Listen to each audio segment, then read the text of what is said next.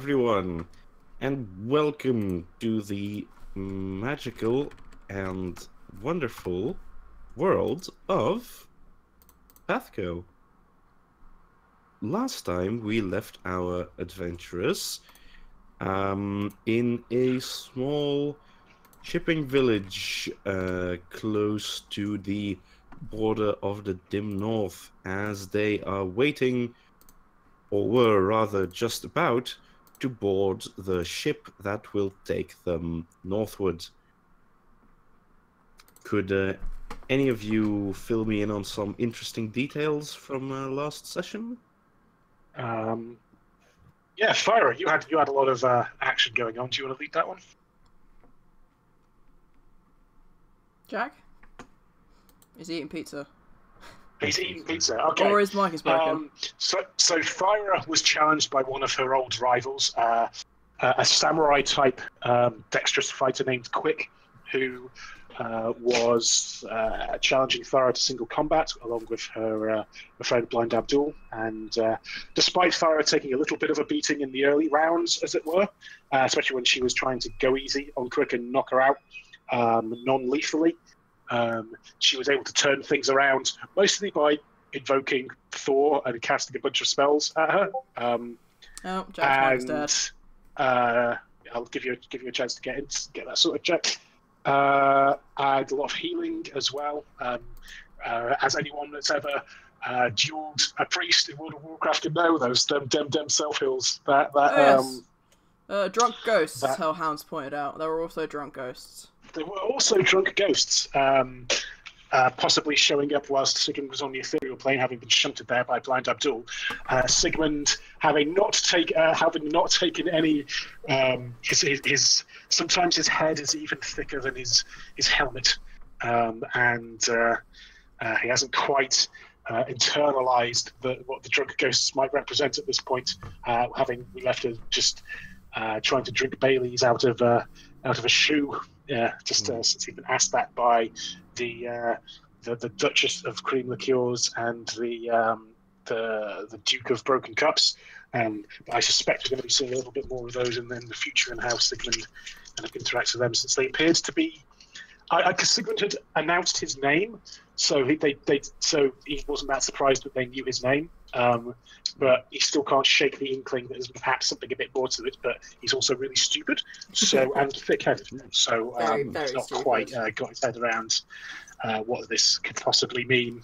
I told Ento about this, and she did start singing the Marley and Marley theme song from Muppet Christmas Carol more often than she usually does. Which, if you've met Ento, you'll know is actually not just at Christmas time. So we'll see how that one pans out. And Dave had sent a gift of friendship and parlay, in fact, to Quick and Blind Abdul via toast, I believe. He just felt bad, so he gave Toast a healing potion to go take to them if she could find them, which she did, and now she's come back. So hopefully, they'll be Dave, less once again, likely to come back and seek revenge on us again. I would also like if that didn't happen. Oh, good, you're back. Your mic is fixed. That It good. is, yeah. It decided to disconnect itself randomly. Oh. Also, on the subject of Christmas songs, I walked past a pub yesterday where they were singing Slade, So Here It Is, Merry Christmas on the karaoke. Okay. I would say it's the weather for it, but it's not. So Yeah, isn't that fucking weird? Wishful thinking. it's something. Old white people, man. Anything's cool down. Oh, maybe that's it. Maybe it's psychological. Maybe, yeah, that's possible. So, what are we doing this time? Meeting a DM? captain who sounded oddly, like suspiciously eager to meet us, and now I'm worried that it's someone that we know. Oh yeah, the The captain. captain, you We're mean? about to find out. Capitan. Yeah. So yeah, That's you what I guys are currently sort of headed towards the ship, and as you board via the plank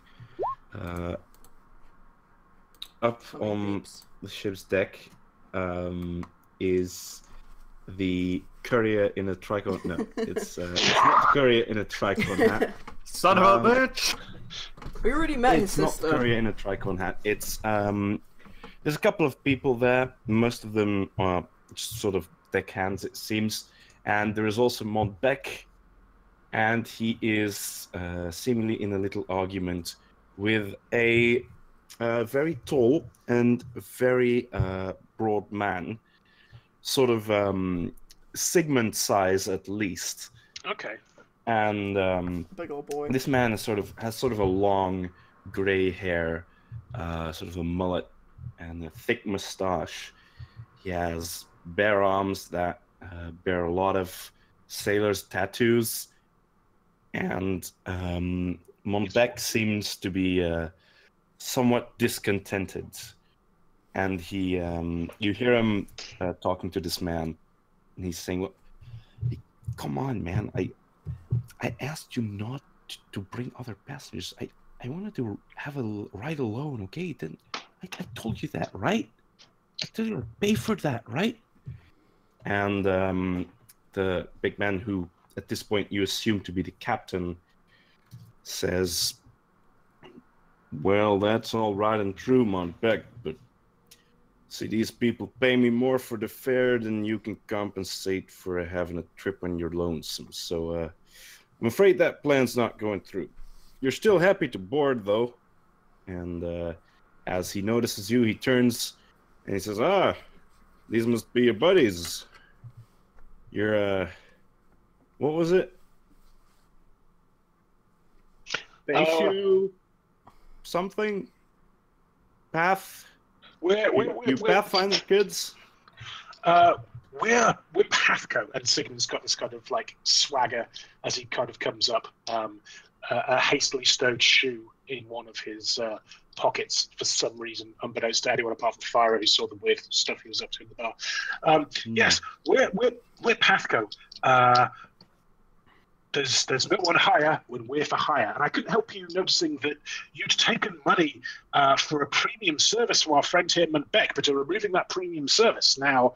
I'm assuming that there's some kind of recompense for the additional money that was spent for this solo trip will be forthcoming to our friend here, Mr. Sigmund kind of tilts his voice up as if to try and get this person's name. "Name's John. You a merchant type, buddy? That kind of talk?" I'm usually the one that handles the contract. You know, I'm not really entirely sure why it was me. It would make more sense if it was Dave or Apollyon. Really. Why would Earthling make sense if it was Apollyon? It would make more sense if it was Dave. Thank you. Really.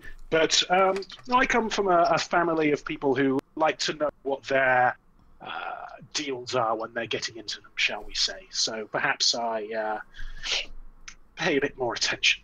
But Montbec is what he say is what he says true? Is he reneging on part of the deal?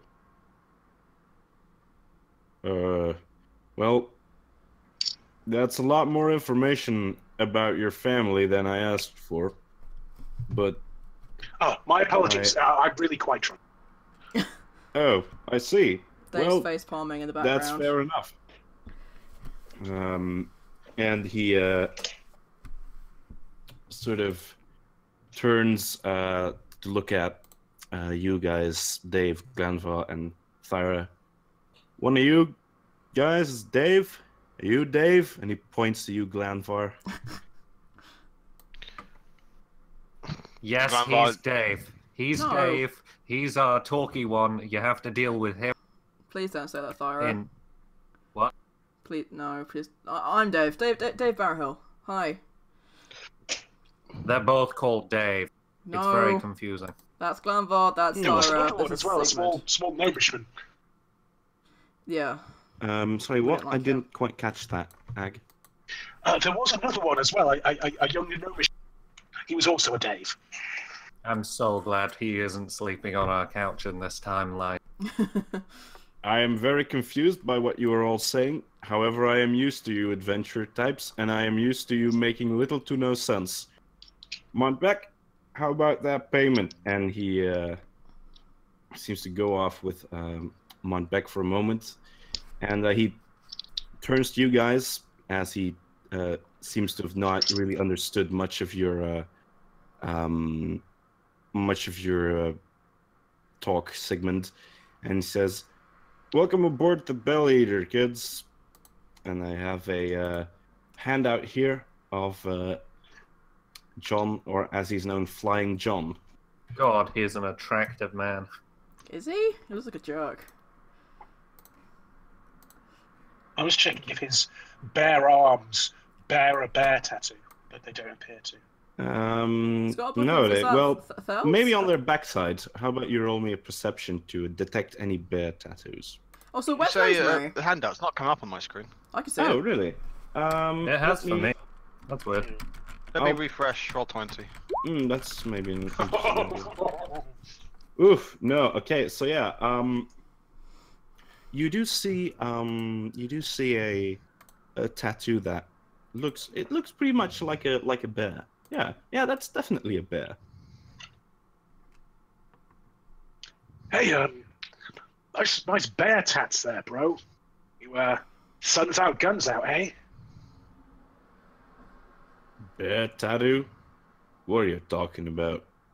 Oh, that one there. He'll point toward the thing that he. All right, he sort of turns his arm around, looks at it, and he says, "That's Her Holiness Saren Ray.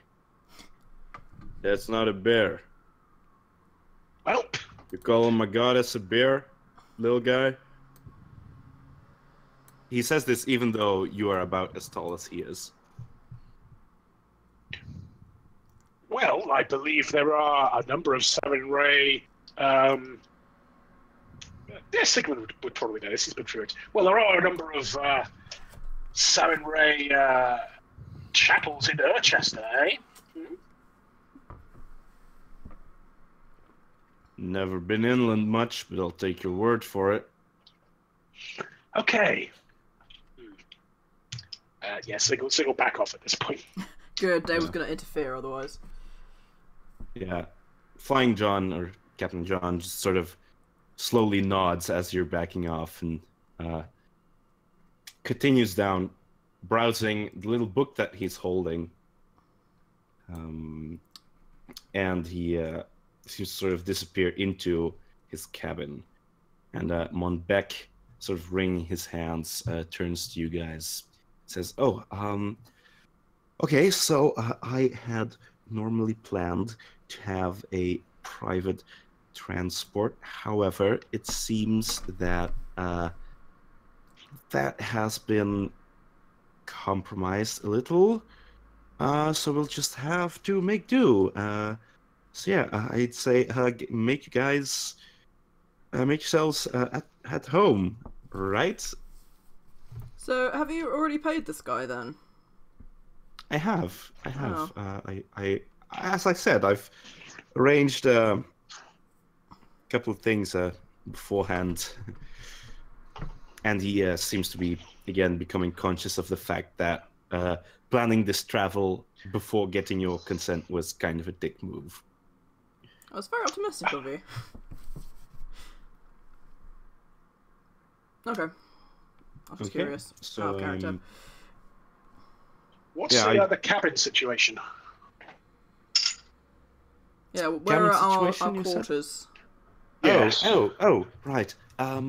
Your quarters, yes. I think John said that you will be sleeping. If you go into the cabin, and he sort of describes to you where your cabins are in the ship.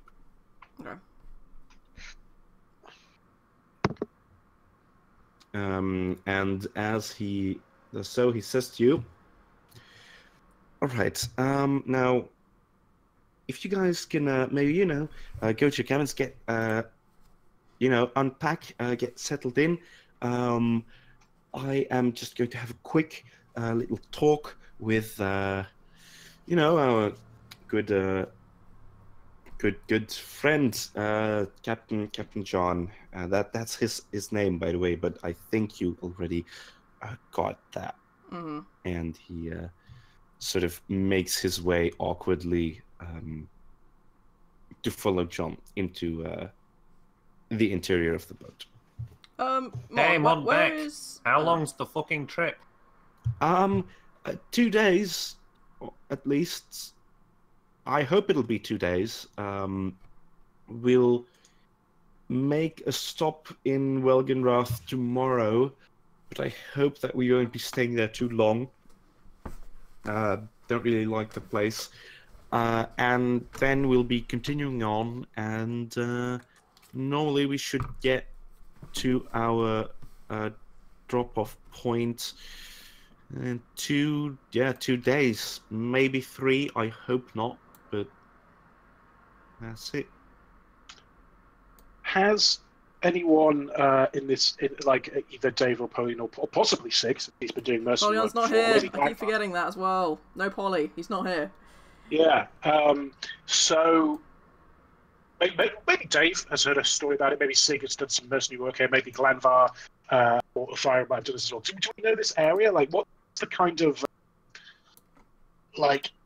native fauna? Like, is it a bandit route? Are there lots of Sahuagin here or something like that? Because this is Or not trogs super or anything else? not super Do far away you from do you mean the sort of the coastal area that you'll be? Yeah, the Yeah, route. like this route. Like, what should we expect along this route? Has anyone's been here to kind of know that? Roll me a knowledge geography.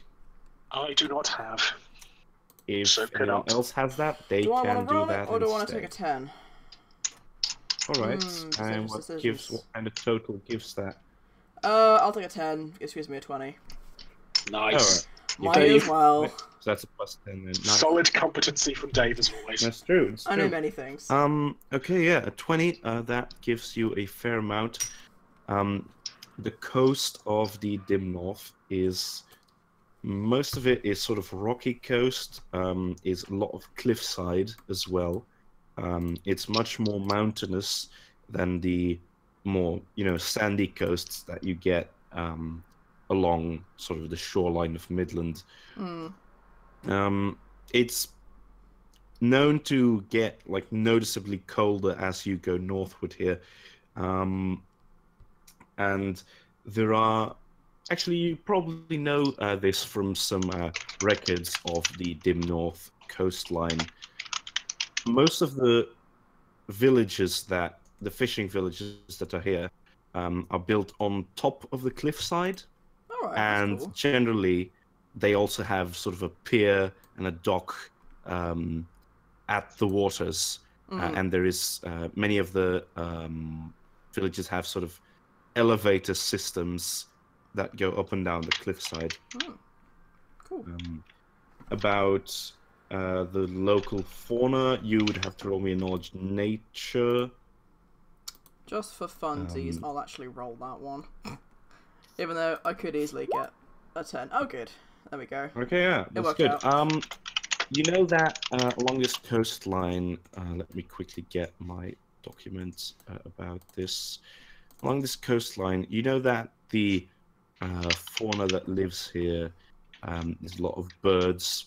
There's not a lot of vegetation here because it's mostly rock and cliff.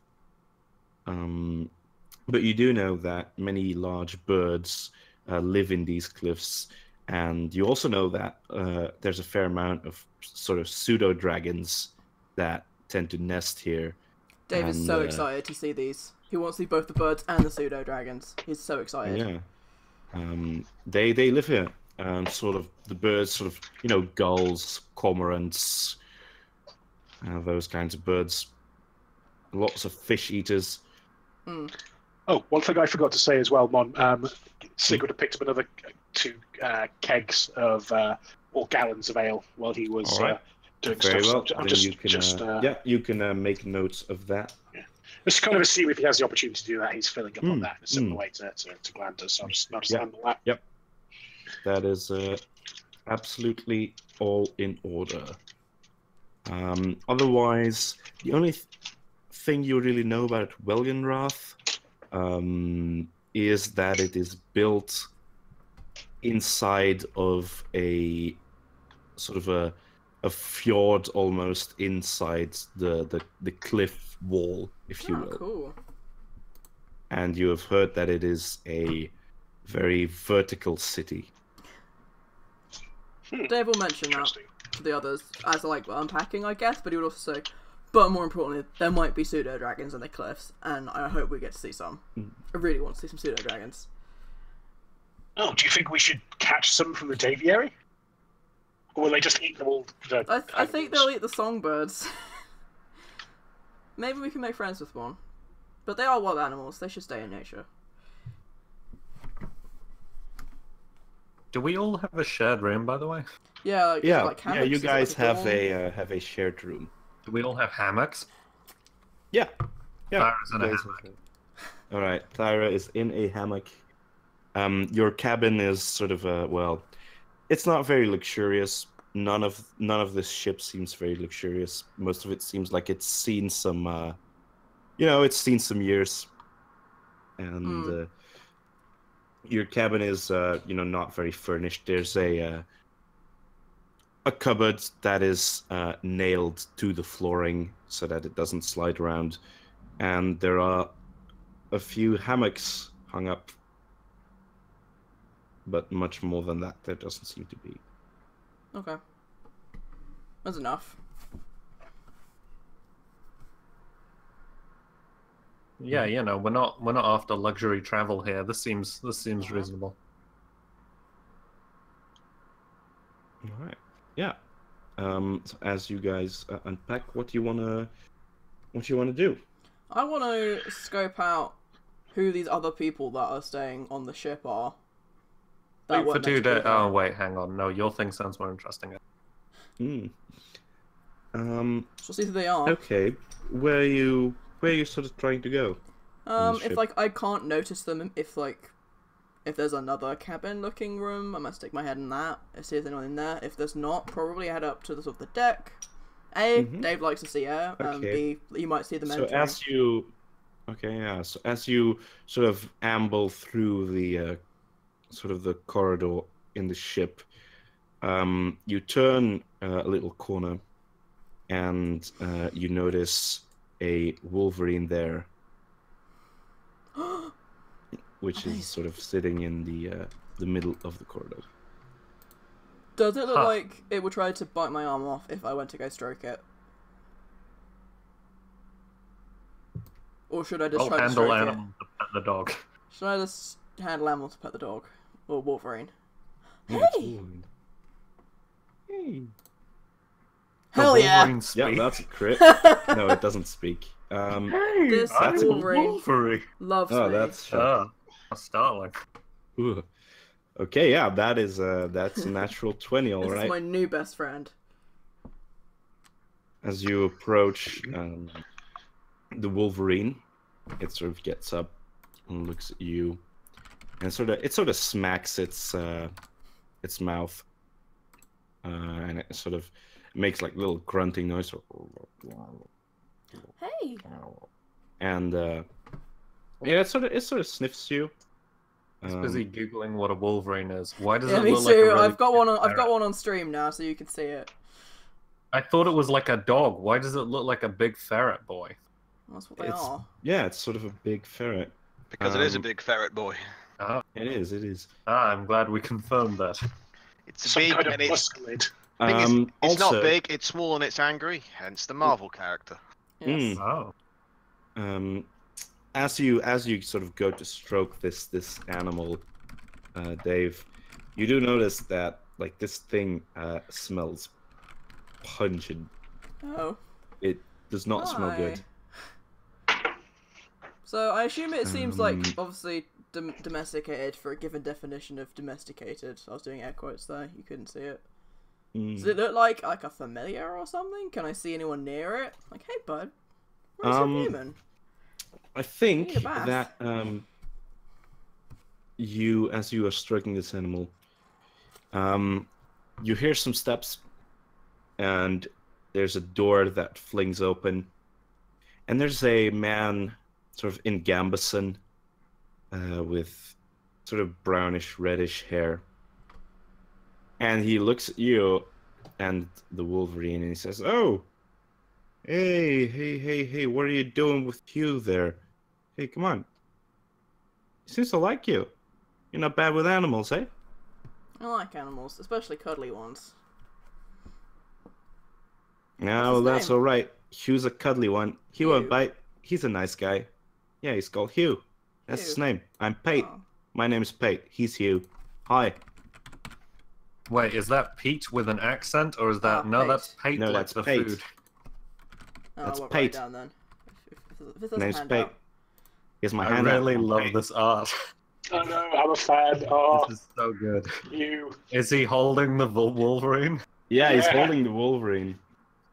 Is it a different Wolverine, or is Hugh just like he's just been picked up? Yeah, he's just being picked up. Oh, okay. That's It's so not cute. Pate 2 Wolverines. Oh, I No, love no, a it's, smelly friend. It's Pate and Hugh. Hugh is Pate's Wolverine. I really like that Pate's defining characteristic seems to be repeating his own name. He's a Pokemon. Mm. Hi, nice to meet you. I'm Dave. So are you then? I'm Dave. This You're is Dave. Toast. Nice. I guess it's a toast too. It's probably hanging out on my shoulder. What are you doing there, Dave? Well, we're getting a lift to somewhere. I can't remember where now. Someone else arranged this trip for us. I'm here with my Welgen, group. Fraugen.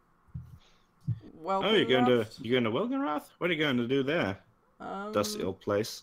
I think we're going there anyway. I've already forgotten. It's possible. It's like a step on journey. You're not Oh, here it's for like that. a stepping stone. Very good there, Hellhounds. I haven't picked up on that. Hey. Oh my god, is the Wolverine's name Hugh? Yeah, it's Jesus Hugh. Christ. Alright, Hellhound's called up. Yeah, good. Love it. I was wondering when you'd figure it out. Didn't. So in any case, Pate is going to sort of nods. He says, "Welcome, Ralph. Eh? So it's a step on your journey, you say? You're going north? You're going Yeah. into the dim north? No, not I'm quite. fairly sure it's not in the dim north, but You're I not don't here, know where Thyra. it... Shush. Oh, am I not here? Oh, okay, Oh, wonderful. unless you came with me? I Thyra, I didn't think you just did. inverts and she disappears like a 70s Doctor Who special. If you'd come with me, then I Chris would have would- RP'd this differently. But okay. Like Dave is also aware that this quest is meant to be secret, so he's trying to come up with a suitable lie. Mm. Yeah, we're taking the Alright. scenic route back to Skur, says Dave. Oh, Skur. Of course, right? Because you're a halfling, aren't you? From Skur. How's halfling. business on Skur? I don't know. I've It's not been a back while for since I've been to Skur. Likewise, it's been a year. Yeah. I don't think. Skur. What sort of? Where is Skur? Sort of looks at you. I don't know, it's out past the big bay. Dave would know the name of it. Egg doesn't. If he's got a map, he'll pull the map out and point to it. But otherwise, All right. yeah. Could you We're not going to take wait, this let boat me- the whole way there. But we thought we'd just go along the coast. Oh, all right. Could you tell me where Skur actually is now again? Because I've actually out of character also Yeah, forgotten it it's because sort of like guys you know where moved that it in. the big bay is. It's Mhm. like sort of like a day or so sail sort of out from that. Sort of East of southish. that? Sort of southeast. Yeah, that kind Oh, of south. Yeah. Okay. Yeah. sort of out that Alright. direction. Well, I'm not going to Skur, but I'm also going north. Oh. So we'll probably see each other around here. Maybe. You can come pet Hugh if you like. Thank you. He likes and he sort of gets a little treat from his pocket. He likes this. Come on, Hugh. Go up. What was that? And Hugh sort of gobbles up this little treat. Yeah, he's a cute one, isn't he? Yeah. I found him years ago. Actually, no, that's not true. I only have him for a month. It's in character, that's what he says. Pate Yeah, is a that's- fantastic liar. Yeah. That's exactly what he says in character. Oh god, would Dave sense motive? I don't think he would. He's too busy going, oh, a cute, a cuddly animal. Even if it smells bad, it's still Yeah, cute. at this point, he is like constantly like patting and stroking Hugh. We're both He fussing seems over this very Wolverine. very happy with his Wolverine. So we should. This feels like a kindred spirit. Dave likes this guy. Whether he should is yet to be found out, but Dave likes him. Yeah. So you got a little friend there too, and he points at Toast. This is Toast. It's Toast. Huh? It's Toast. What kind of bird are you? And it seems that Tate is sort of expectantly waiting for Toast to reply to him. I know that she hums sometimes, but I don't think it was ever established why she does that. Because she only does it sometimes, and only certain people can hear her humming. But I think that's something that Jack would know, maybe, or knew once, and has probably forgotten now. What? What? Yeah. Toast. Because Toast hums, or she does sometimes. Yeah, Toast has a psychic hum. Yeah, but only some people can hear her. Because I remember Polyon couldn't. Yeah, because he's a dick. Only nice people can hear Toast humming. Is that the thing? Okay. Yeah. I don't think Glanvar's ever heard it. No. Oh. Maybe you have to believe yourself to be a nice person, and it's like a narrative arc. At some point, Glanvar will, Polly thinks he's great, progress in his plot. Yeah, if there's anyone Apollyon believes in, it's himself. For better or worse. Dave will just say, "This is Toast. I found her in Scumport, or I bought her in Scumport. I don't really know what kind of bird she is. She's my bird. She's my friend." Well, you're a nice friend, and he sort of reaches out, tries to stroke Toast. Do I have to make some kind of roll for Toast, or? I don't know. I'll roll an animal for him, I guess. That makes sense. Let's see. What's the sense motive of a Toast? Okay, it turns out if you roll Toast, you just get a 1. Ooh. Have you seen that the Tumblr post of someone who rolled 1 D101 rather than a D20, and they still got a critical fail? Nice. Oh, Jesus. So yeah, yeah. This is a good roll. So Pate reaches out, strokes Toast, and yeah, he sort of turns to you. You know, I heard birds sing, but I never heard them hum before. Yeah, You sure don't know what kind of bird this is? I mean, I've tried to do some research, but I can't find very much. Ain't that interesting? Well, I've certainly never seen a guy around. Nice meeting you, Dave. Yeah, And thank he sort of lifts Hugh and puts him on his shoulder, and he carries him with him. Amazing. And as he goes, he sort of hums. Hugh the Wolverine. Hugh the Wolverine. Oh, this guy loves his Wolverine so much. It's so sweet. I like these guys. Can they be our new friends? Can we replace Apollyon Maybe. with this guy as Wolverine? Yeah, we've even got a replacement Gilhelm. More Kidding. cuddly. We'd keep Gilhelm. You would probably keep Gilhelm. Sigmund and Glanfar, in the meantime, what are you guys sort of up to? What kind of time in the day is it? At this point, it's noon. John comes out of his cabin and goes, "It's high noon." Actually, yeah, that's... If any one of you is on the deck, you will hear that like a little window goes open in of like the captain's cabin, like at the back of the ship. One of like the big windows of the captain's cabin goes open. You hear a voice say, sort of, "It's high noon," and it sort of closes, goes back again. One thing I meant to ask: what happened to Rosemary? Is she not coming with us? She's with you. Oh, she's with you. As you guys have boarded, you've seen with sort of a crane that the ship has because this seems like sort of a trading Yeah. vessel. You see with a crane her carriage being lifted onto the ship and into the whatchamacallit. Hold? It's like the ship's inside. Yeah, the Sort hold. of the Deck. hold, that's it. The hold, yes. Being lifted into the hold. And yeah, Rosemary is also has also joined you guys. And she is at the moment just sort of on the deck meandering. I think Sig's been up on the deck. Maybe he's just a little riled up by the situation with Flying John, and as much as he is sometimes a bit of a dumbass. Like, he is aware that if Montbec we're doing a secret mission, and Montbec hired this ship to be a single run, and that it might be a problem there being other people on. So I think he's just like on the deck, people watching, just to get an idea of the ship with us. All right. Roll me sort of a sense motive or a perception, maybe both, if you want.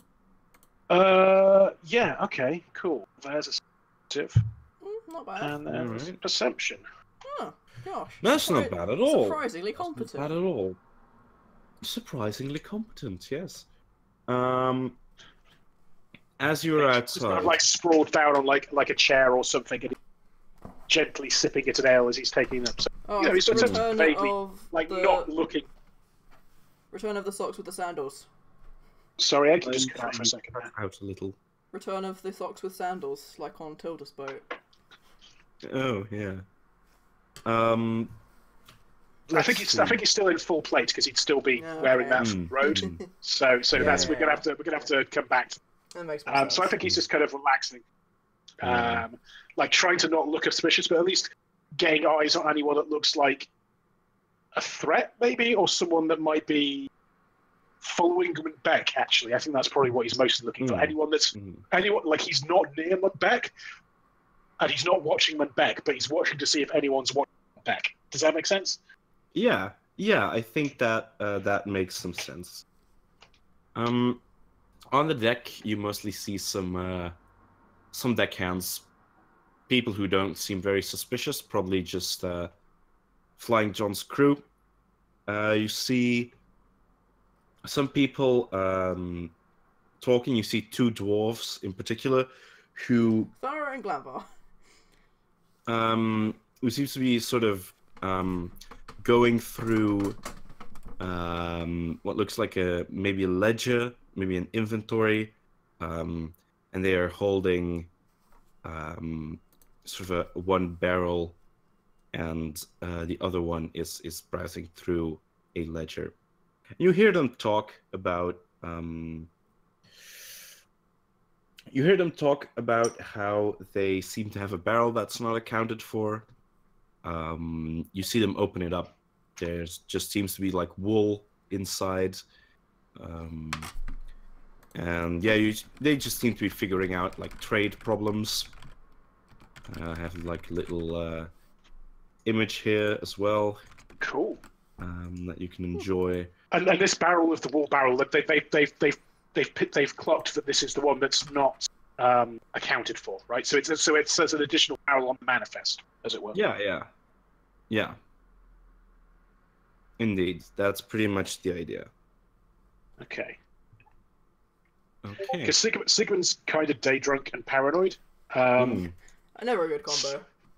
Like, I also liked how, once again, I just stated was drunk before figuring out what part of the day it was. So there you know, that's kind of that's how we roll.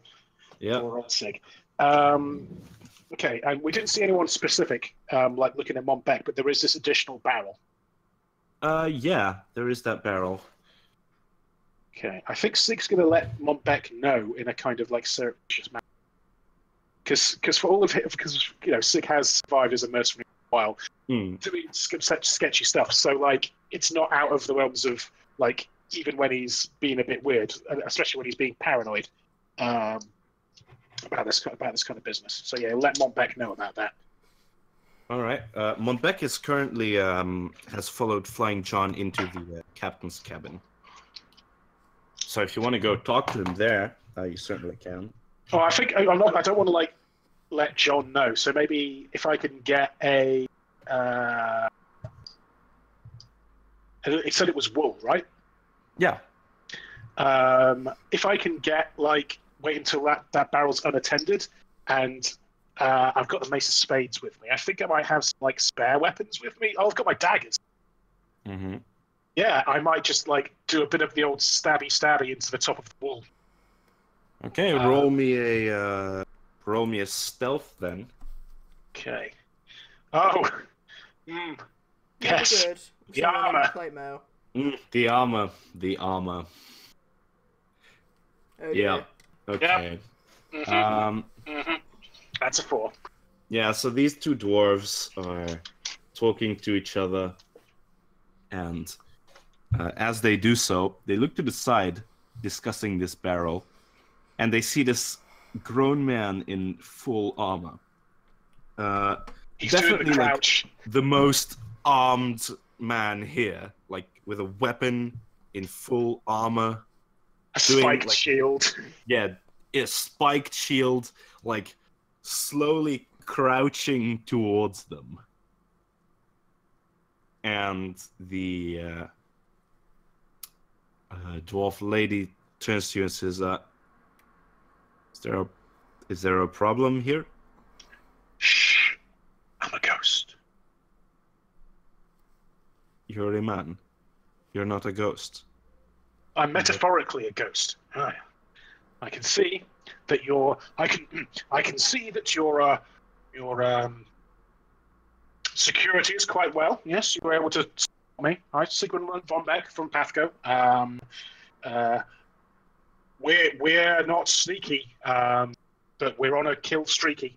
And yes, I just couldn't help but overhearing you have this additional barrel on the manifest, and thought I'd, take the opportunity. We're all professionals here to investigate what the issue was. Well, and the dwarf man sort of addresses you. Well, we just, have this extra barrel here. It looks like we brought an extra barrel of wool that we didn't really need for this shipment, but oh well. I suppose that happens sometimes. Would you mind if I took a look at it, good sir? Sure. Go ahead. Sigmund will pull his knife out and just start doing some. Because is this when you said wool, I'm imagining it's like raw wool. It's not been. Is it like unspun? Because this fits in a barrel. Presumably, it's not been spun. Yes, thank you, Egg. Yeah, no, it's not really been spun. No, it's just sort of wool. So it's just a big, maybe it's not a barrel. Maybe it's like a crate or something like that. Anything that you might keep wool in. Okay, but basically, me stabbing into it isn't going to basically ruin it because it's unspun, right? Oh yeah. So basically, Sigmund pulls out his knife and it's just like, sometimes it pays you to check for stowaways, and then goes stabby. Okay, that does not seem to have any effect. The barrel is just full of wool, and these two dwarves are looking at you very strangely.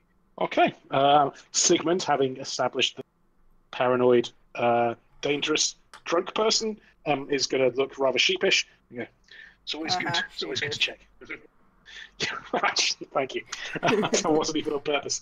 It is going to kind of silence away, just whistling, putting his knife away. All right. These two dwarves sort of look at you as you leave, and like a ghost. They seem eager to pack up their extra crate or barrel of wool and start moving it to the hold, not taking their eyes off you. Yeah, that's fair. That's fair. Glanva, in the meantime, what are you sort of up to? Well, Well, Glenvar, I guess not. He's not the most sociable, but he'll probably be training, I think, actually, if anything. You know, climbing up and down the rigging.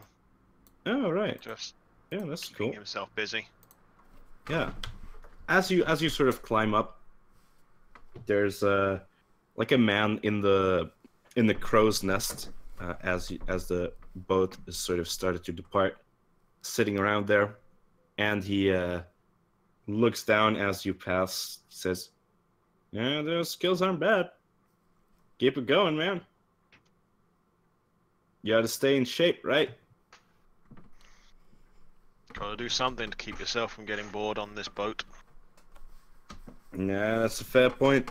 It's a fair point.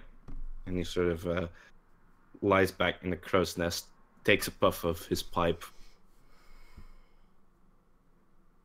And yeah, as you sort of look around, as you are in sort of the riggings of the ship, you can see that you're leaving the little port town, and you are progressing along the coast, which seems to sort of progress more towards sort of a rocky coast.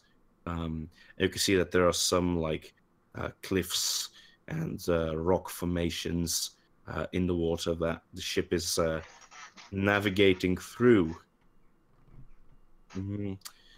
As this all happens, after a while, as you're all sort of busying yourself, the bell of the ship rings, and you see that Flying John has come onto the deck and has something to announce. He shouts, "All right, everybody, we're gonna have dinner at probably sundown. You better be there." And as he says this, he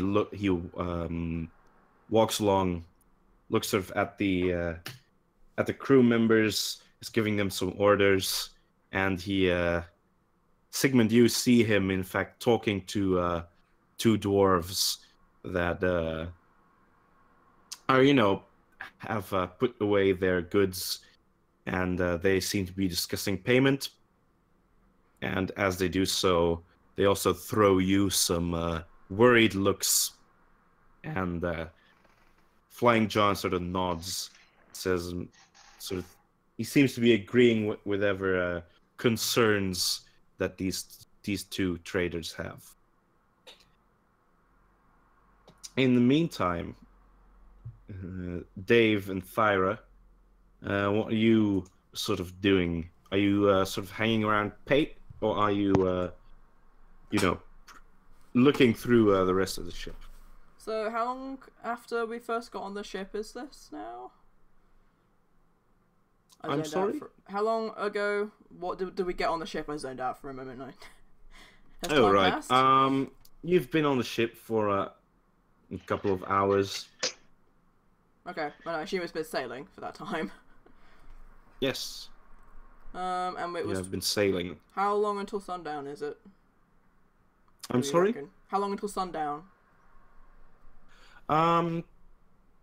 2 hours, 3 hours, something like that. Okay. You still got a bit of time. I think Dave would have let everyone that he could get to out of earshot of anyone else know that I've said we're going to skirt because I knew we needed a cover story. I don't know if that's good or bad. Especially to like Monbek, since Monbek is kind of in charge, but he just wanted to let everyone know that that's the cover story he kind of came up with. Panic came up with. Mm-hmm. And aside from that, I guess it's sort of just chilling on the top deck, because like I said, Dave likes being out on the sea. Watching the scenery. Hoping to see pseudo dragons at the cliffs. Did you talk to anyone about? Was that Thyra that you mentioned, like your Skurs cover story too? I probably would have told everyone if I could find them, as many of them as I can, as I could, without announcing it loudly right in front of anyone else, other than members of our party. All right. Yeah. If you guys got anything to say? Apparently not. Hello? Grandpa's nothing to say to that particular revelation. Oh, so what was the revelation that Dave said? Just what his cover story was? Yeah, he just wanted to let everyone know so that, like, you know, Pate wouldn't go, but your other guy said you were going to Sker, and you're saying that you're going to Fallspires, that kind of thing. Good thinking, Dave. I myself stabbed a barrel to make sure that we weren't getting blood. Okay. Okay. Oh, good. Okay.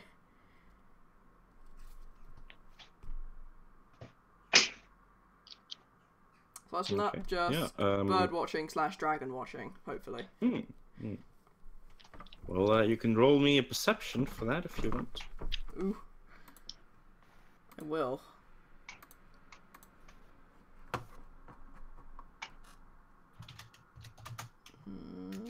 Nope. Yes. Not my best roll. Let's see. Perception 13. You haven't seen any pseudo dragons yet, but you have seen some birds fly around. Okay. Mostly what seems to be seagulls, which you're used to, but also a cormorant or two. One of them you saw sort of catching a fish, and you've also seen some sitting on some rocks, drying their feathers. Yeah, doing that thing with their wings. Cool. He's content. Yeah, you've been seeing some birds.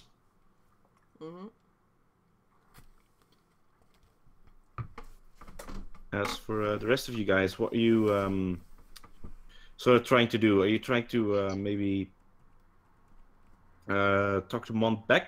He is sort of, after his talk with Flying John, he has sort of been also walking, up and down the ship for a while. And Rosemary has been, tagging along and chatting with him a little. Yeah, I think Sig will talk to Montbec as he originally planned to do. Let him know what's going down, let him know, and Rosemary, what Dave's story is. But they'd mostly just keep a bit of a low profile. Like, he's aware he's been making a bit of a scene and is perhaps going to try and chill out a little bit. Maybe grab some food and get an early night. All right, so yes, Montbec, as you tell him this, says, oh well, that's actually good thinking. That's good thinking. I maybe don't try to run that story past Flying John, because he knows where we're going, and it seems to me that you've already been sort of making a. Well, I wouldn't want to say a scene, but could you maybe, turn it down a little? We're scene adjacent. Yes. And I'm going to go and get some shut eye, I think, in the quarters. Right. That's good.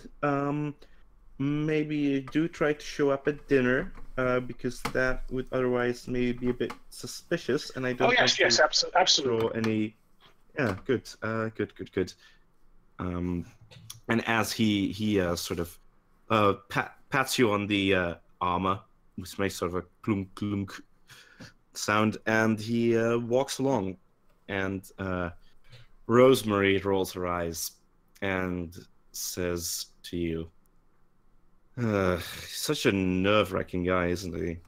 Always just this busy little man. What do you think about that, eh? Montbec? Yes, well, I imagine he has quite a stressful job.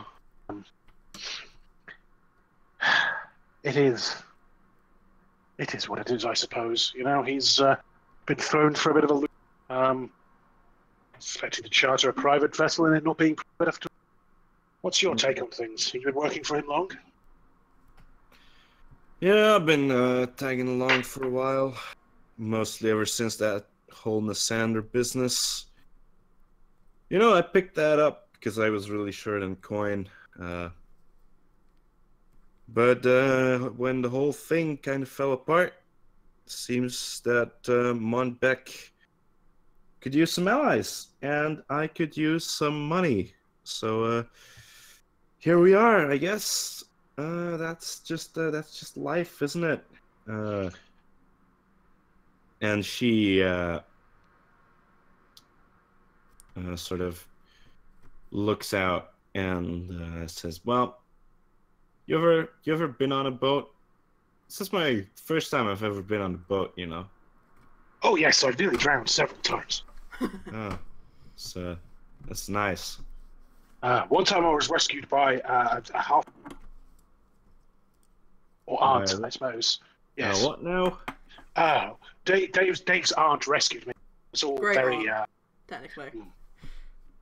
Oh, right. So got a feisty aunt, has he? Little halfling guy, Dave. Yes, she's somewhat famous in the adventuring community. Experience. Right. Well, I wouldn't know much about that whole. I assume you're talking about the whole Pathfinder thing, right? That's not really my shtick. Well, we're sort of Pathfinder adjacent. We're independent. You're cutting out a little, I'm afraid. We're independent contractors, I suppose. I like that. I like the way you say that. I might start calling myself an independent contractor too. Sounds certainly much very tax efficient.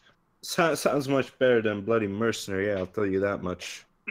Yes, well, especially when I don't actually do any fighting. I just drive this bloody carriage around because that's all I can do. Well, I hear there's a lot of work for getaway drivers. I mean, non-criminal activities. Right. Casting his gaze around. His gaze around.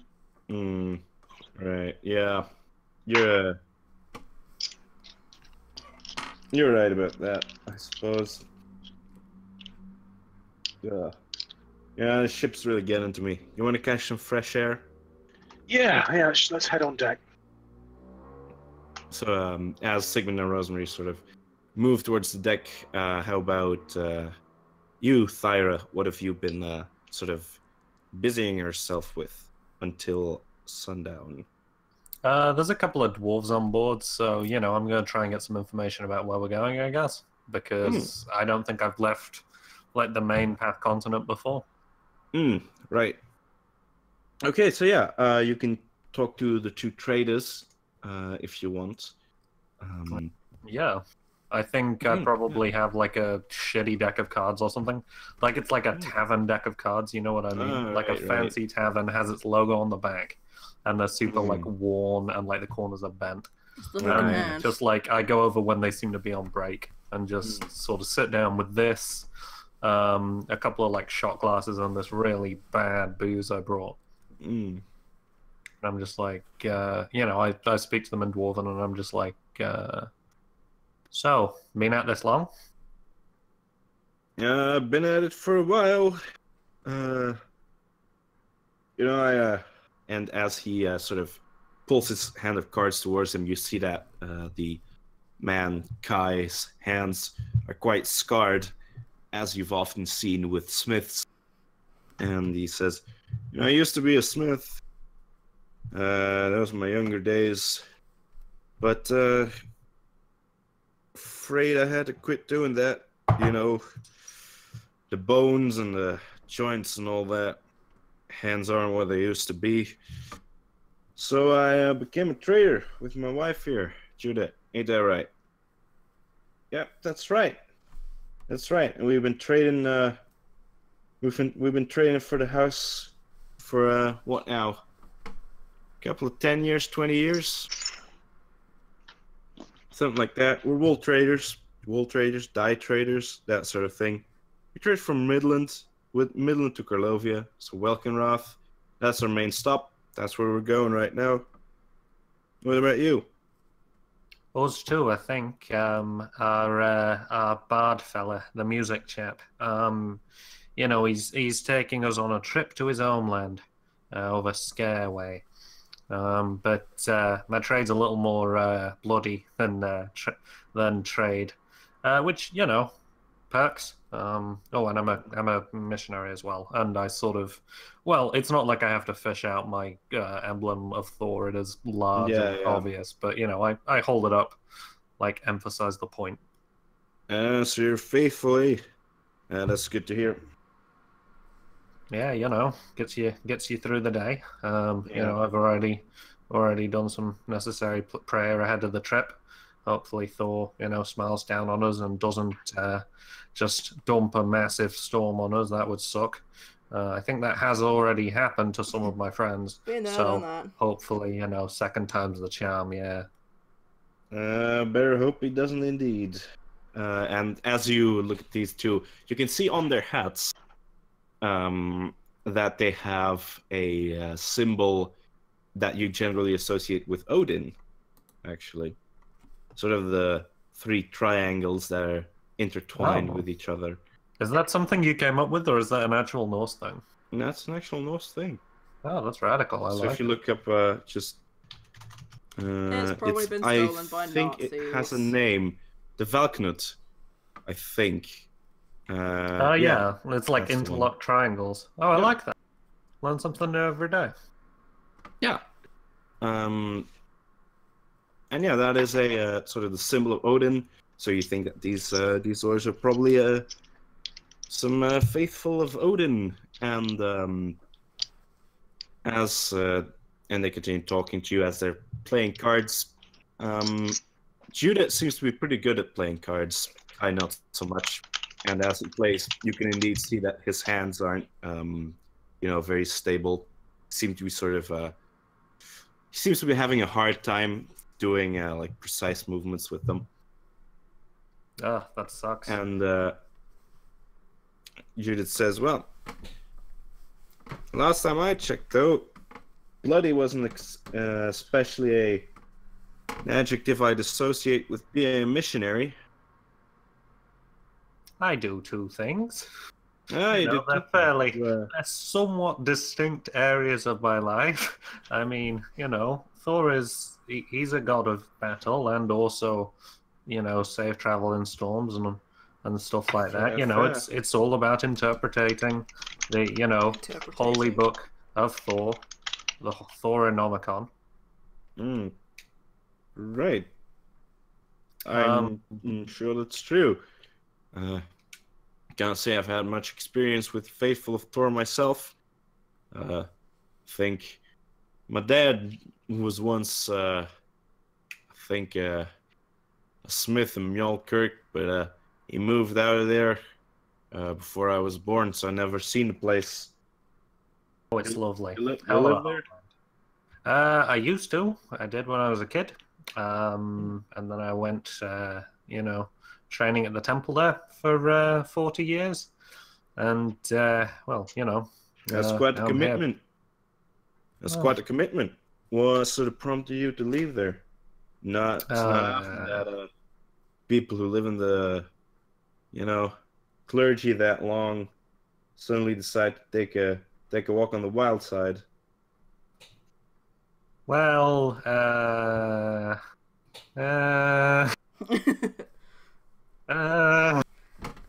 well, you know, I just finished my training and, you know, want to get out and see the world. But anyway, enough about me. So you go over to Welkenrath, Falcon. That's right. Captain Falcon. You go over to Captain Falcon a lot. I've heard it's a really old city. Is there anything that you'd recommend me seeing on my whirlwind tour of random aspects of the dim? Let's see. Well, Wilgenroth is old, alright, but that doesn't mean that all of it's old. They've just been building and building up on that. You ever been to Scumport? You know, down in the Netherlands? Hell of a place. It's a bit like that, but it's up and down instead of, you know. And he makes sort of a movement with his hands horizontally, sort of mimicking like the sprawling of Scumport's reaches. It says it's built in this big, what should we call it? That's a crag, I suppose. Crag in the cliffs. What's that, a fjord? Is that what they call it? That's where it's built. Sounds about right. Sure. That's what it's built into, and I can tell you, there's a lot of new city there. They just keep adding on to it. I hear that lately it's even been spreading out of its little crag, sort of into the rock formations outside of the bay. But oh well, it's been a while since we've been there. But we are licensed to the trading company. So well, you gotta make your way back there sometime, and that's what we're doing right now. Yeah, sounds good. Fair enough. Can we be gambling, by the way, at this point? I'm pretty sure Thor's cool with it. Although I don't actually think that like maybe Kai would like go along with that, but I think that Judith would say, well, we don't try not to do any of that sort of thing. It's bad for the business. You catch totally understandable. Fair enough. Well, Thor bless you. We are on the job after all. It's a break. But Thyra respects that. She's not terribly interested. She was just trying to make it interesting. I think they probably sit down for, I don't know, half an hour or however long the traders have as a break, and drink some very, very bad rum, whiskey. Can you roll me a sense motive, if you will? Sure. That's not suspicious at all. Yeah, 17. That's good. I think you can tell that neither of them are really enjoying this booze. They don't drink a lot of it, but they mostly seem to be touching it in order to not make you feel bad. Thyra has 3 shots of it, and after each one, there's that whole kind of drink, immediate shake of the head and wrench of the shoulders, ha ha.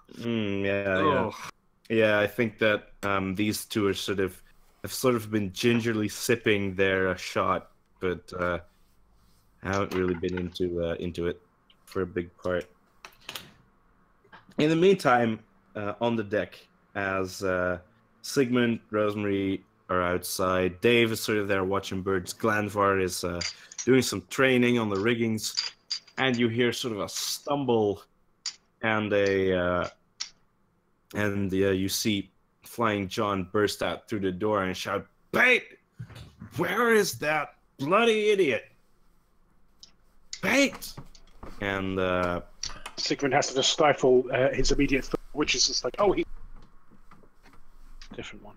Cutting out, I'm afraid. I did not catch that. Sigmund's immediate thought when he goes, "Where's that idiot?" Sigmund's immediate thought goes, "Oh, right. Oh, and then immediately goes, "Oh, wait, no." Yeah. And you can see that Pate is coming out of one of the latches to the hold.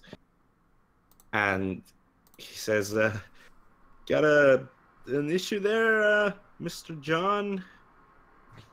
"Pate, that bloody animal has been stinking up my ship for too long. I told you that I didn't want you to bring it, and now you're here with it anyway. Keep it in your bloody cabin." And you see Pate, as he's, coming out of the latch, slowly raise Hugh to appear next to him. And he says, "Look at him."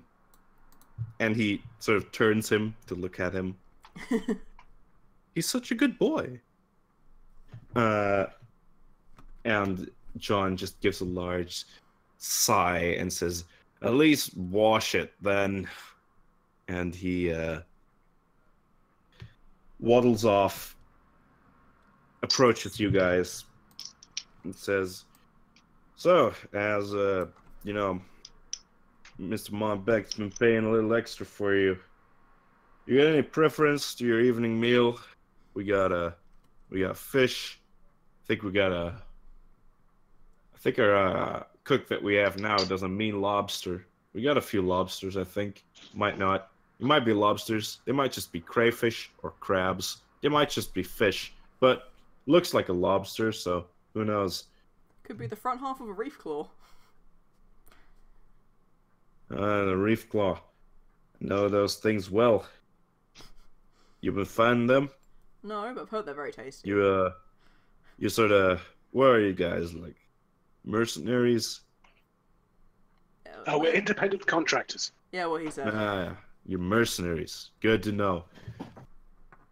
Well, I wasn't exactly a mercenary myself, but I'll have you know that I served in the Midlands military, or the Navy rather, for quite a couple of years. You there? And he points to you, Sigmund. Huh? Sigmund points to himself. Me?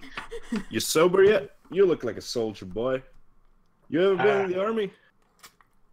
I've been part of a few units.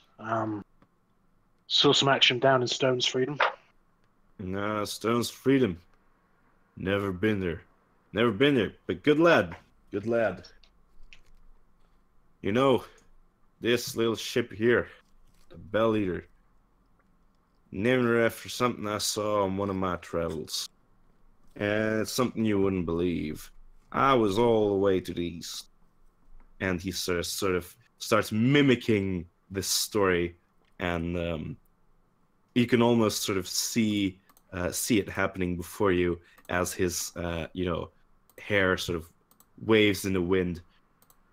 I was on an island, and in that island there was a bell tower.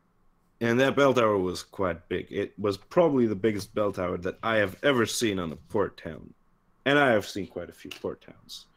But it so happened that on that island there lived a great and a terrible iron dragon.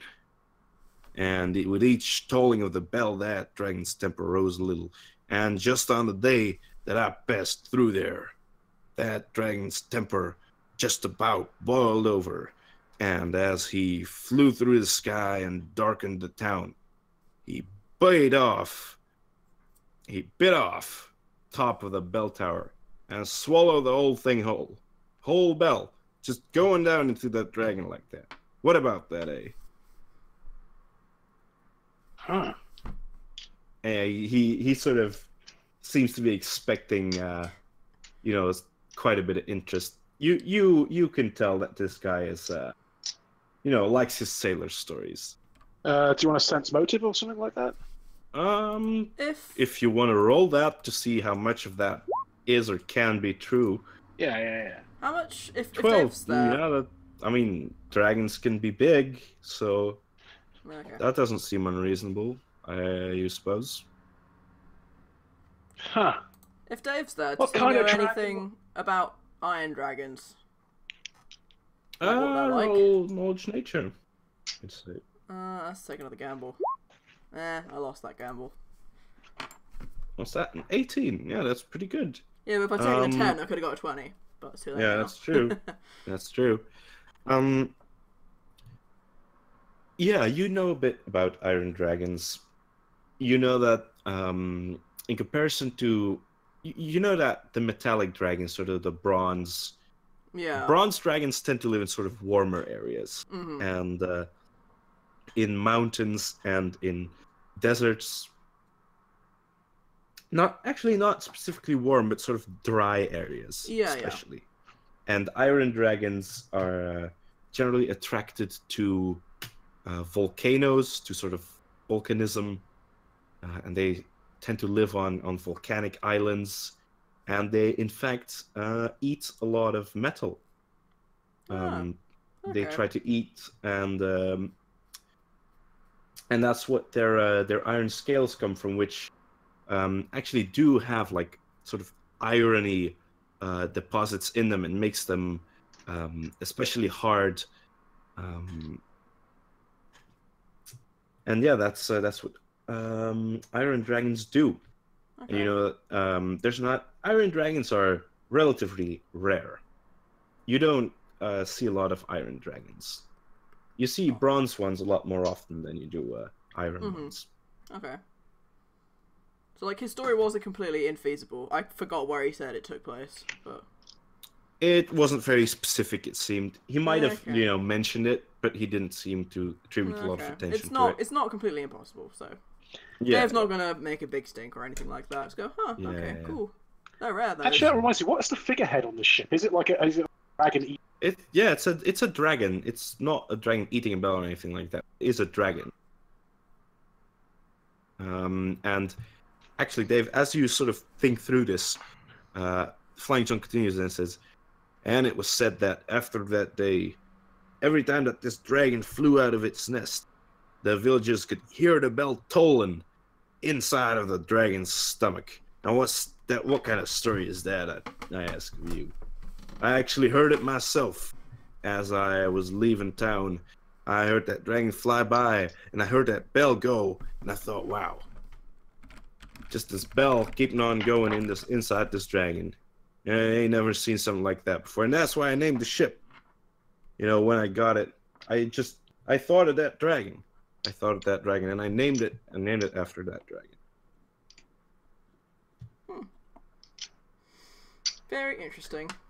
And you see that the crew members are sort of all looking up lazily and sort of clapping a little.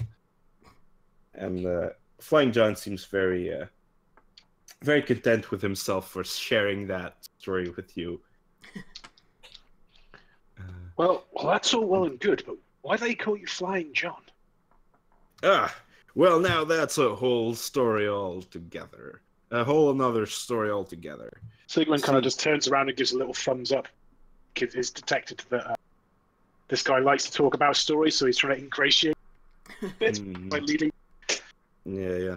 Okay, so as he sort of goes, Flying John tells you about his time in the Midland Navy.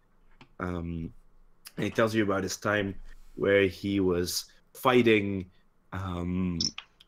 raiders from the Empire of Fangs, and he was in the riggings of his ship, and he tells you this whole story about how, while his men were in dire peril on his ship, he, by the ropes, pulled himself up onto the mast and ran over it and jumped across all the way to the enemy ship,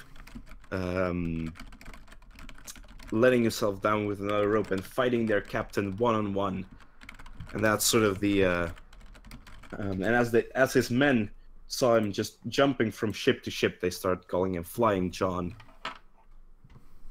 And you could tell as he tells this, the name of the enemy captain sort of changes like 2 or 3 times as he's telling this story.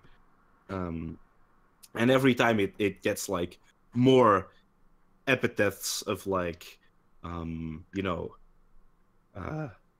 blood hook and that kind of thing. Like, so blood hook and his 2 trusty henchmen turns into like the Black Death hook and his 50. Yeah, exactly. Yeah, that's that sort of thing. And he says, "I'll never forget my trog fine days.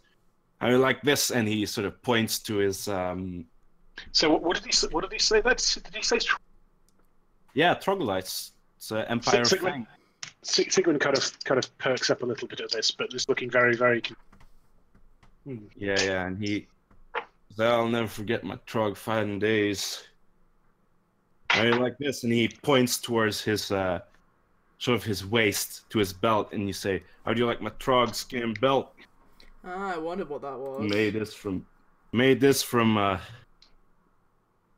from bloody old Shadow Hook the Terrible himself. He started out as Blood Hook, now he's Shadow Hook the Terrible. And yeah, he's sort of bragging about his spoils at this point too. Sigmund's very conflicted. Like this just like look of like, it starts off with like a yeah, and then it kind of is like a oh, and it's like a it's like a I'm gonna put this one, and it's going yeah, it's very nice. excuse me, I'm just going to see how the chef's getting on. All this talking That's a is good idea. giving me a righteous hunger. That's a fair point. Now, wait, where did that scoundrel run off to? And John sort of lowers himself down and goes below the deck to search for Pate. What are you guys doing? Are you sort of hanging around Sigmund? Are you going to do something yourself? Going to explore the ship a little more? Well, Sig has left, I think, before the guy has, just to get out of there. Weird. He's having a weird reaction to that. Yeah, I think. Sorry, carry on. Go ahead. Because Dave was listening to begin with, but I think that he would have, as it got on to killing trogs, Dave would have started thinking about Finley and stuff like that, and he would have gone oh look, another cormorant, and then gone off for that, keeping his eyes peeled for more dragons, and is also waiting anxiously for dinner because he is very hungry. He's a halfling and he needs to eat a lot of food. He is a growing boy. Don't you have any rations? Well, yeah, but they're not as good as fresh cooked food. How about you, Thyra? How are you holding up at this point? How am I what? How are you holding up? Holding up where? I'm less than fantastic because a lady came after me wanting to kill me yesterday, or earlier today. It's true. There's that. I think after a while, everyone seems to be bustling off, so Thyra is just sort of sat on one of... It's not called a banister on a ship, but I don't know what the bits covering the sides are called. Wall. Ship wall. Yeah. And she's just sipping this bad booze. Nice. Yeah, okay. Glanfar, are you doing anything specific? No, he's just sort of lazily looking over the side of the ship. Yeah, I think that as you do that, you can see that you're passing by pretty large mountain ranges to your side, and you know that the dim north has a lot of mountainous areas, so that doesn't surprise you.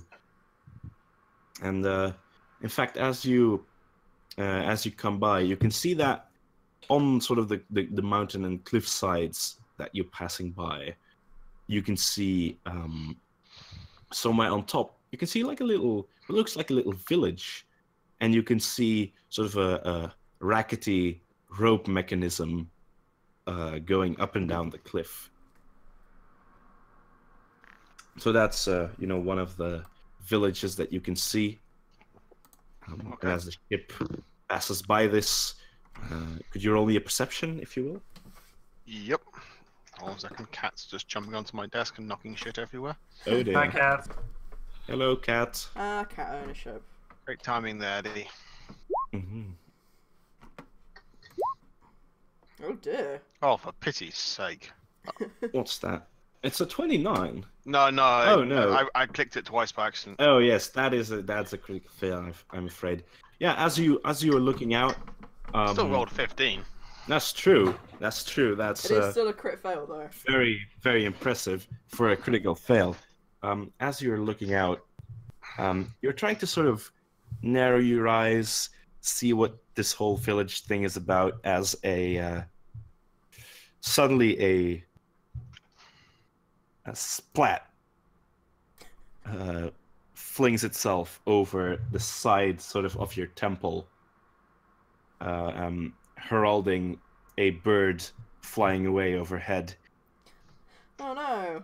And you have been grazed with a shot of guano, as they say. Granvar curses in Dwarvish. As this happens, the sun is sort of starting to set, and everyone seems to be gathering sort of in the more cabin areas of the ship, gathering to enjoy their meal. Hell Do you yeah. guys follow down? Yeah, Yes. absolutely. I think. Well, six anyway. He's just in the middle of. Well, no, I think I'm going to stay. I'm so keen. You're cutting out a little, so I didn't quite catch that. Sigmund's just talking about how he's not so keen, like having food that comes with eyes. I'm afraid that I again didn't catch that because it. Sigmund's just talking about how he doesn't like lobster because it doesn't like food that comes with eyes. Ah, right. It's going to stick to like some fish fingers. Something. Yeah. Yeah, the cook seems to be pretty on board with that, and he tells you, I mean, I really don't know where this lobster stuff is coming from, man. Like, Flying John is always going on about these things, but like the best thing that I have here is he pulls out some fish. Like I have these mackerels. I have maybe I have like a clam or two. I have yeah, that's probably it. Got some mackerels. Got some what's this? Maybe a no. I wish I had a salmon. What's this? Can't even tell what it is. Do you know anything about fish? It's all just fish to me, really. Oh, Sigmund actually has a rank in craft fishing. Oh, really? Yeah, he does. He has profession fisherman. So Okay. Sigmund, can talk about. Well, it is important, and Sigmund knows, I think, a bit more about fishing than I do. So let's just assume. Do you want me to make a profession fisherman check? Yeah, sure. Not bad. Oh, what's that? 19. Okay, so he's just talking about like. Not at all. I think he probably just goes on the right kind of lines there with, and Yeah, I think that you can talk to this cook a bit about like the kinds of fish that he has. Like there's some cod in here. There's some like flatfish. Maybe like an eel or two, that sort of thing. There's really a reasonable variety. yeah, I think Sigmund will go through and give some recommendations on things that can go with the fish. Be sitting there chatting and just try to not think about troglodytes, basically. I see.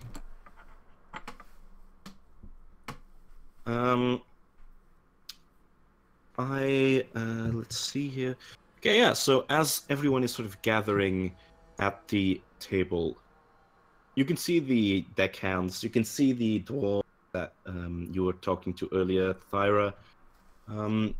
You can see Flying John at the head of the table, sort of boisterously telling about his exploits. And next to him, you can see a woman with sort of a very peculiar feature. She seems to have some cracks in her face that exude a golden yellowish light. And from the way they demean themselves, it seems to be that she is Flying John's wife. Oh my god, she's about to explode. It does look Yeah, like what it. the heck is up with her skin? Yeah, do any of us have any idea what that is? Can I, Heaps mentioned Sarenrae already. Can I roll knowledge religion or something like that? Good. I was going to say, does Thyra have to roll a wisdom save to see if she just blatantly out and out asks? Thanks. That's a good question. Do that, Thyra. What? Roll me a wisdom save. Oh, god damn it, Haggis.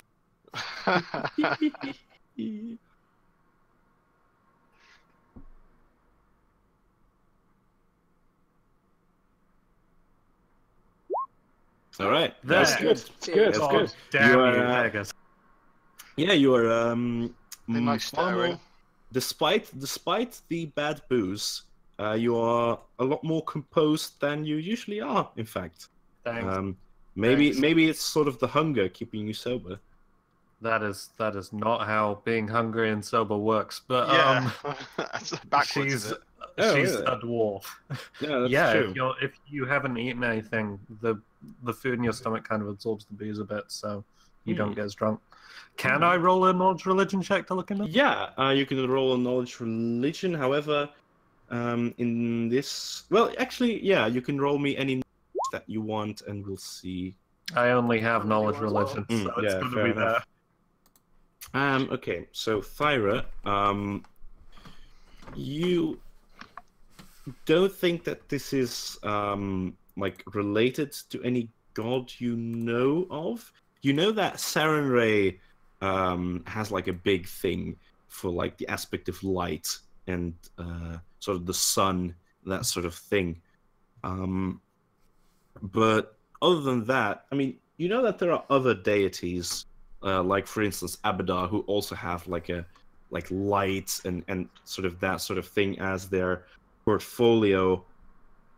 Dave, with the knowledge arcana check of 24, you can tell a bit more. You know that when sorcerers have a pronounced bloodline, that it often tends to show in So, like, sort of physical ways. Would it be that like if the bloodline aspect, how it was not very many generations back, that kind of thing? Yeah, something like that. Something Okay. like that. And in this case, with the whole light going on, you assume that there must be some kind of. She's probably like a light bloodline sorcerer, or maybe like a celestial or an angelic bloodline sorcerer, or something like that. Neat. Gosh, she looks so like, healthy and radiant in comparison to the sorcerers we normally hang out with. Yeah. So yeah, as you see these people talking, you also notice, also relatively close to Flying John, an orcish man who is tightly packed in sort of fur. Well, not fur, more like sort of gambeson and scarves, and he has sort of a furry hat on top of his head, and he has like a map with him, and he seems to be discussing some map-related things with Flying John. And I will also show him to you because you assume that he is the ship's cartographer. That would make sense. Can't fit them all on my screen. I take it these names that are on the top are things that would have come up. I'm sorry? The names that are on the top of the handouts. I'm assuming that will have just come up in conversation. They've sort of come up in conversation. Yeah. These are sort of the names of these people. You've heard that Vitomir is the ship's cartographer, indeed. And that he's from up north. He's sort of from the Orcish, communities up north. And yeah, you have also heard that Hadwis is Flying John's wife. I didn't notice he was wearing a wedding ring. He is. And yeah, Montbec. Oh, it is. It's foreshadowed. Oh, well done, man. And you see that Montbec is here, and so is Rosemary. They are sort of sitting at the far end of the table, and Montbec is sort of. You can tell that in sort of his Montbec-y awkward way, he's trying to make like small talk with some of the sailors. Aw, he's trying. And Rosemary is just like shaking her head. So yeah, as you guys take seat, where are you sort of who are you gonna sit with? I'd like to sit near Montbec and Rosemary. Seconded. Yeah, same for Sig. So there's like a PATHCO half of the table. Yeah, there is literally at this point like a PATHCO half of the table. Until you hear sort of a rumble, the door flies open, and Wolverine comes in, and after him comes Pate, and everyone is just sort of, because like the stench of the Wolverine is like pretty hard, right? And everyone's just sort of, oh come on. And yeah, it kind of throws you off. but honestly, like the fish smell is pretty strong as well. So at this point, everything just stinks. Everything just stinks. And Kate just sort of jollily says, "Oh, good, good. I'm not late. That's good. That's good. Good. There's a seat here." And he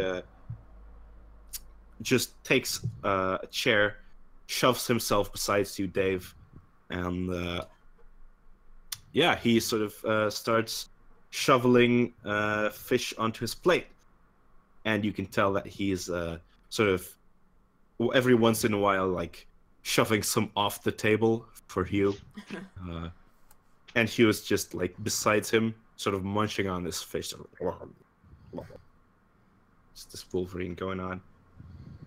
Yeah, Dave is a rural child, so that isn't surprising. He was shoveling manure across the field since the age of like 6. Okay, yeah. So on this occasion of like talks, what are you guys sort of doing?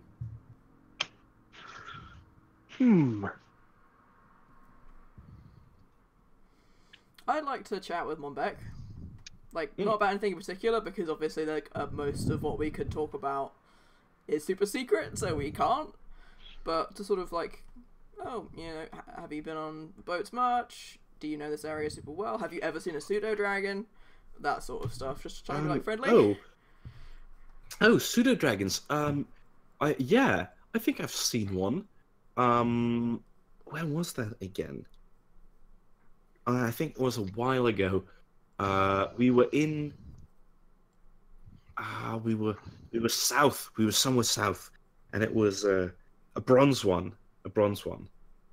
Yeah, they're quite pretty, really. That's sort of how I really want to see one. But I've heard that the ones up here are mostly green ones. Apparently, so green pseudo dragons. Have you ever seen a pseudo dragon?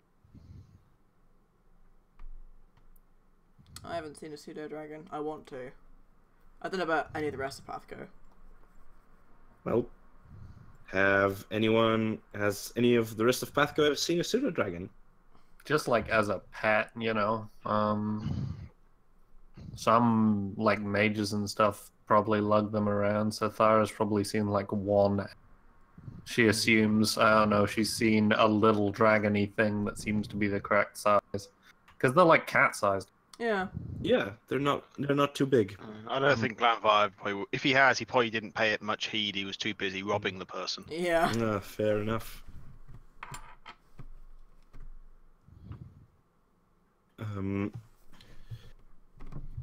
So Monbeck sort of Monbeck seems to at this point be sort of quiet and not really enjoying his meal, but rather sort of tolerating it.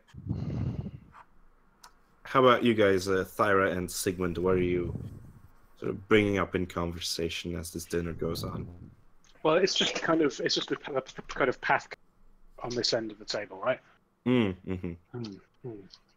So, did I do something wrong? I mean, I wasn't trying to, injure that woman for a long period of time or anything, If she'd gone straight to a divine healer like me, I would have been able to help with that, I didn't realize she was going to come back after me for vengeance, like, half a year later.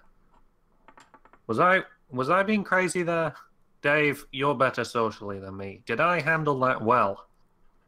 Dave, like, midway through his conversation about pseudo-dragons. What? Oh, it could have gone worse. See, there you go. It could have gone worse. And Thyra takes a swig at that. I think you handled it relatively well. Yeah, it's a tricky one. I really expect that group much thought. I would be surprised if that was the last we saw of her, though. Hopefully we'll be able to talk her down. It seemed like Abdul was at least in the process of trying to talk her down. I think at some point in the future we should get you two to like sit down and like, I don't know if like you like hurt her like her self-image by defeating her. And if so, beating her again is probably not going to have helped with that. That's probably a fair shout. I did think about that, but also she was busy trying to kill me during that, so you know. Yeah, no, I'm not saying that you should have like died or anything. I really think that doing what you did was the best course of action. Really, it's just all somewhat unfortunate. I am a bit concerned about how she was there, though. Yeah, she was kind of there ahead of us, which was pretty startling. I mean, Montbec, you didn't tell anyone where we were. Hang on, no one left a note for the milkman saying where we were going, did? No, I don't think so. I left a note for Heidi. Right. Are we sure Heidi isn't Quick the samurai in disguise? I don't think so. Heidi's a halfling. Like, really good disguise.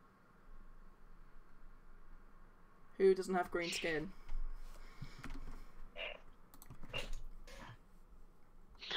It seems unlikely. I don't know if some kind of magical means. That would be quite funny though, if that was cutting away a little there, I'm afraid. But perhaps she was using some kind of. I mean, even then, you know, using like a magical hat to disguise yourself, perhaps, such as a hat of disguise, you're not going to make yourself shorter, I guess. Whatever. Everyone make sure not to tell anyone where me specifically is going. I don't care what you guys do. Thanks. Yeah, no. So Montbec sort of says that was indeed a little strange. Do you have like any other enemies, old enemies like that around that might be interesting to know of? Oh, we do have one, but he's super arrested.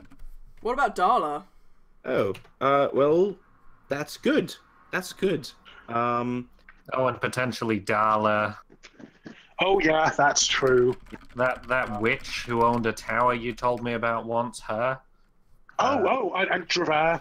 Yeah, Draver. He's Glanvar specifically. Knew that Thyra existed though, because we weren't part of that. We were on the complete other side of town. We completely bypassed. In fact, I realised no. Never mind. I assume Napoleon told him at some point. Probably. Mm-hmm. Yeah, Apollyon has a whole ton of enemies as well. It's probably for the best he's not here. Oh yeah, that's the elf, right? Yeah, he's kind of squirrely looking, kind of weird guy. Big ears. Yeah. Yeah. Yeah. We have weird friends. Yeah, I'm gonna be honest. I was kind of worried about him coming, but this is actually pretty convenient, really. Well, in any case, I hope that we won't run into any more of your enemies. Oh yeah, we forgot Petros as well. He had like some knives and such. Right. So actually, Glanvar was part of a whole criminal gang, and we don't really know how many of those are alive or dead or in prison or after him for revenge or. But I'm sure this won't come up. I'm sure it's fine. Yeah. At so Thyra's mention of that, Glanvar just looks up and gives her a glare. What? We were talking about enemy. Yeah. So at this point, Montbec and yeah, but Glanvar doesn't really want his past history being openly discussed with every single person we meet. I mean, it's just Montbec. He's a spy and stuff. Montbec, who are some of your enemies? We need to make Glanvar feel more.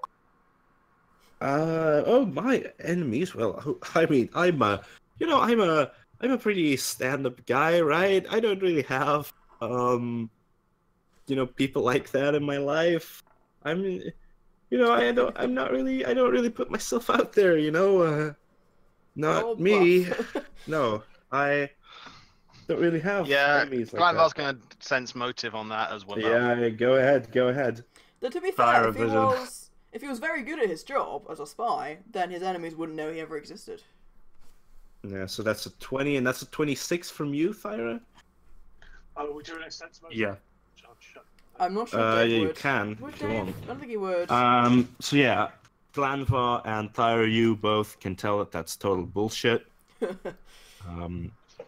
you can tell that Rosemary also is sort of keeping herself to the side, but she also clearly seems to be cluing in on snorts into her drink basically.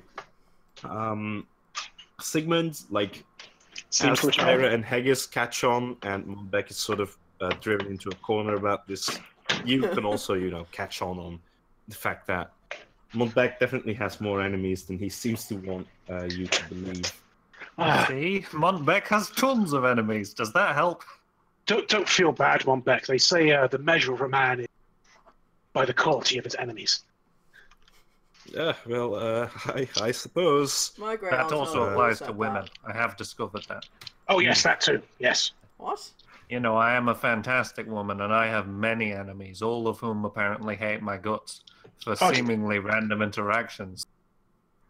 Any and all distinguished guests are judged the quality of those that they have righteously pissed off. Or even unrighteously. Rosemary sort of nods and says, "Those are wise words if I've ever heard some."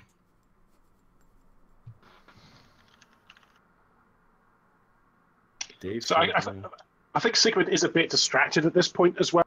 Like, I think he's gonna probably finish up his meal and then probably make it bunk. Yeah, I think that dinner is sort of wrapping up, and you can see that especially like the cartographer seems to have quickly finished. Like he left his plate like half finished, and quickly made off to resume his duties. Otherwise, was that conversation like heated, or was it just like, did it seem chips? What kind of conversation? That you said that John and cartographer were talking. Oh no, that was not heated. That was just generally sort of discussing like the route that they were taking specifically. But this man just seems to be, he doesn't seem to be a very sociable type. So he quickly hurries off to go back to his duties. And otherwise, people are also sort of wrapping up this whole ordeal. Okay, that seems good. Sigmund's going to head off to bed, looking a bit off, ever since on the boat. Really, maybe his hand strays to the kind of locket around his neck as he kind of goes off to take a bit of a lie down. I think Thyra probably goes after him. All right. So you guys are sort of hitting the hay at this point. That is very fair. I think Thyra leaves enough delay between Sigmund leaving and like herself leaving so that he thinks he's alone, and then Thyra comes staggering in and gets into a hammock, which is right underneath Sigmund's. They're bunk hammocks. All right. Yeah, I think there's no need to roll, but if Thyra came stumbling in, she probably would have caught that Sigmund had the locket open, and she's seen the inside of it. She's seen like the picture of Sigmund and the kids and like the dark-skinned man that's in there, and he just snaps it shut and just kind of rolls over and just starts pretending to snore. There's like a pause, and then Thyra climbs up the like two-step ladder to allow access to the upper bunk, and like pats Sigmund on the shoulder, and then goes back to the lower bunk. Right. How about Dave? And Glandvar? If it's bedtime, he'll go to bed. If it's not, just pottering around, I guess, generally socializing. Yeah, it's not specifically bedtime. Some people are hanging around. Flying John seems to have gone, but his wife is still talking to one of the sailors. And she actually seems to be trying to socialize with Rosemary a bit. But Rosemary doesn't seem very keen. No, I can't imagine. I think Sig is like suspiciously early to bed. I suppose I should clarify that. Oh, you cut out. You chopped out, buddy. Yeah, the last part. Yeah, so he's gone to bed suspiciously early. He's kind of like I'm sure you guys know. Sometimes you get out a bit of time by yourself. So he's like in his bunk, like his like armor is off and on the side as he's kind of crawled in there and is suspiciously early to bed. All right. So yeah, Dave, I don't know where you are hanging around, sort of at the dinner place still, where the captain's wife and Rosemary still are. What are you sort of trying to do? I don't know if he's just kind of sort of wants to chill and strike up conversations like as if they arise naturally. Like he's not going to walk up to someone specific and say, "Hi, how are you? I'm Dave." It's more like if he's out on the deck and there's a couple sailors talking about something. Yeah, like, I think that. Yeah, I think that as you're sort of present in this conversation, you hear Hadris talk to Rosemary, and you hear her say, "Oh, going to Sker, are you? Oh, I've always wanted to visit Sker. I hear that the place is lovely. No, you!" And she looks at you, seeing as you're a halfling. Oh, that's all halflings are from Sker. This is true. Yes, well, in her mind, maybe. She looks at you. Oh, you. You're the one that was going to Sker, weren't you? Yeah, eventually. What was your name again? Dave. Dave. I'm Hadris. I'm Captain John's wife. How are you? I'm very good. And she is just sort of shaking your hand as she asks this of you. And the light from her face is sort of... It's sort of hard to look at her because like a few of the light beams sort of almost shine into your eyes. Oh, I guess I'll try to make it not obvious that I'm being blinded. It's like, yes, hi, it's nice to meet you. Nice so are you from Sker yourself then? Yeah.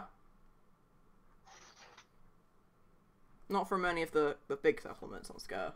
Dave says, probably knowing that there's no such thing as a big settlement on Sker, but what's considered big by Sker standards. Oh, right. Oh, all right.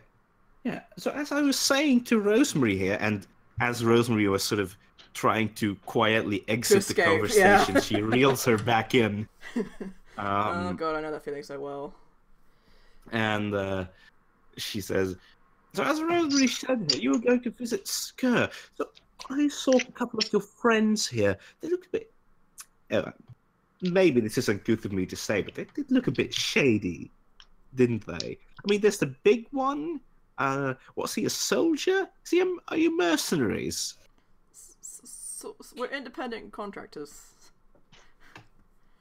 Right. That's nice. So what do you contract for? Just sort of stuff that needs doing. People that need help. Oh, right. Most recently, we sort of got involved with the whole thing at Arbello. Yes, I did hear. Went on an island adventure with my great aunt. That was fun. Oh, really? Yeah, so you've really gotten around the place, eh? Yeah. My husband, my husband also likes to get around. He's a very adventurous man, and well, I'm a bit of a traveler myself, really. But as we got married and had a daughter, we sort of quieted down a little, as you do, and she sort of pats both you and Rosemary on the back, as if you can definitely relate to whatever she's saying.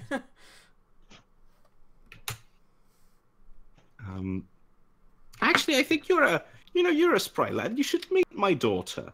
Oh, is she here?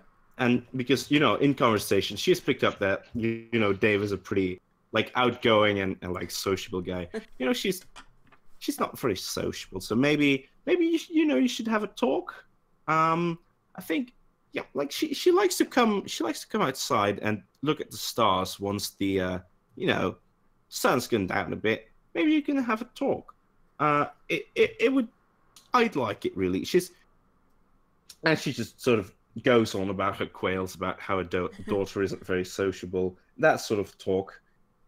Rosemary is clearly like annoyed at this whole thing. Dave's probably gonna try and think of a way to let Rosemary escape. Like, oh yeah, sure, I'll do that. Tell me what she's like. Oh, Rosemary, you should go check on Sigmund. Do you know how he gets? Oh yeah. Oh, I know what he gets. All right. I'm sorry. I'm just you've seen him, right? So I just gotta do my. I just gotta go, And she's gone. And Had was just sort of going on. Oh yeah, well, she doesn't come outside much. I'm afraid she's a bit ill-dispositioned. We're an Archon bloodline, you see, as you can probably tell. Oh, cool. And she points sort of at the glowing cracks in her face. It's a long story, a lot of family baggage, how it goes. But anyhow, with me, it doesn't actually show that much. But with Aveline, she relates a lot more to our ancestor, and it's not always very easy. So any chance that she sort of gets to talk with people who are a bit younger, like yourself, I feel like that's you should be able to talk to people that are sort of her age. How old are you? I'm 19. You're a young almost man. 20. 15? Oh, of course. Not 9. Right. Yes. Well, in any way, you should definitely meet her. I'm sure that you'll get along great. She likes birds. And it seems that you do as well. Isn't that something? I love birds. Yes, birds. Yeah, sure. I don't mind. And yeah, she is just generally going. And she says, "Well, look. Wait. Actually, if you just wait, I'll see if I can go get her."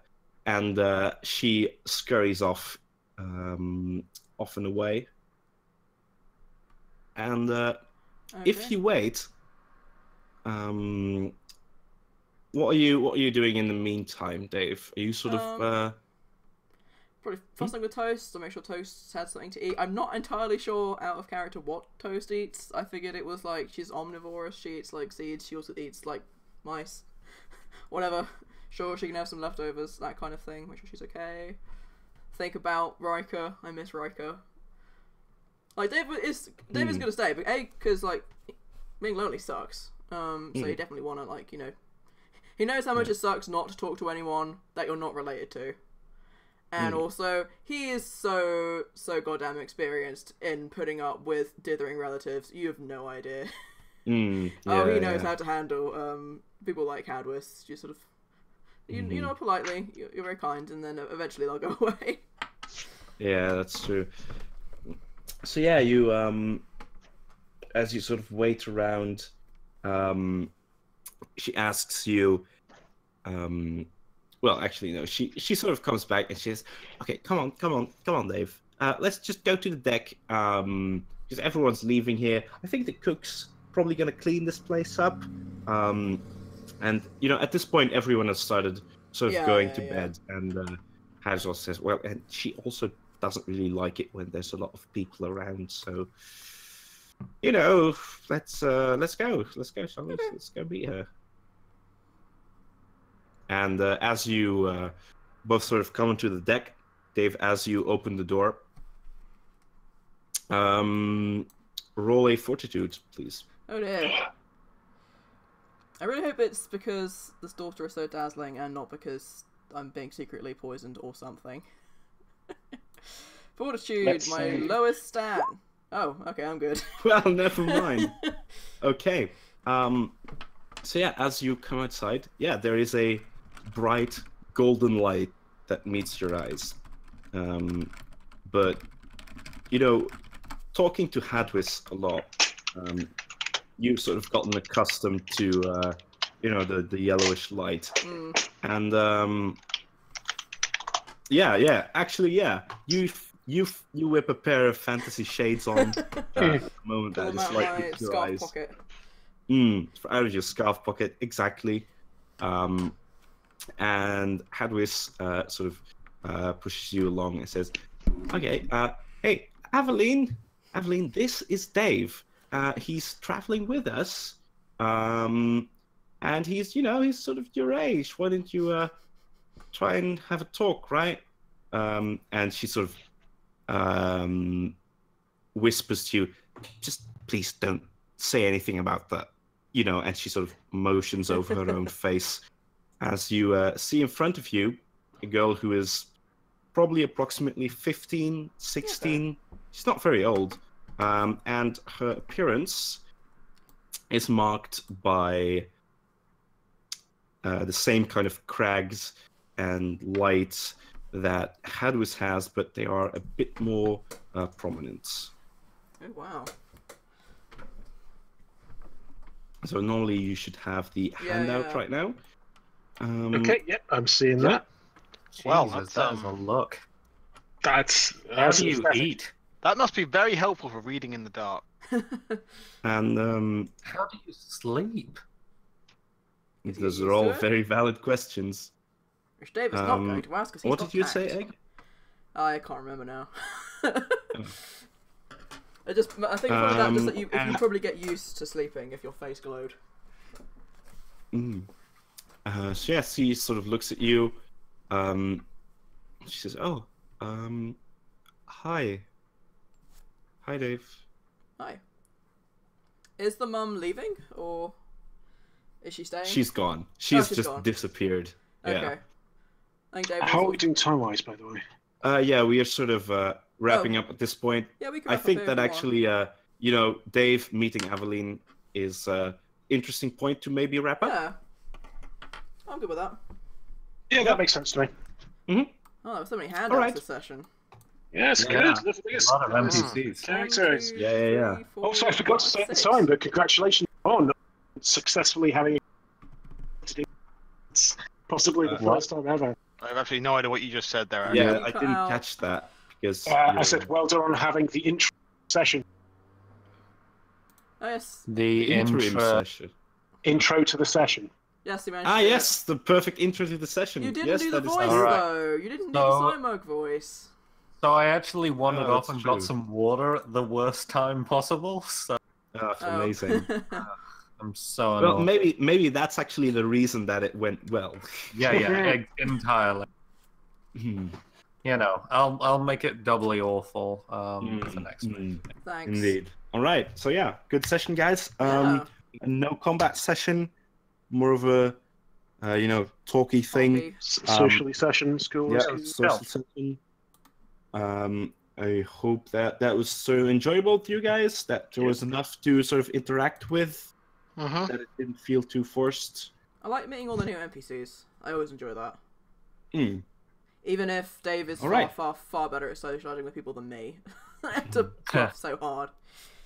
Fair enough. All right, then I think we are probably going to end here. Right, thank you, Mon, for running. Yep, and thank you guys for playing. Goodbye, everybody. Bye, everyone.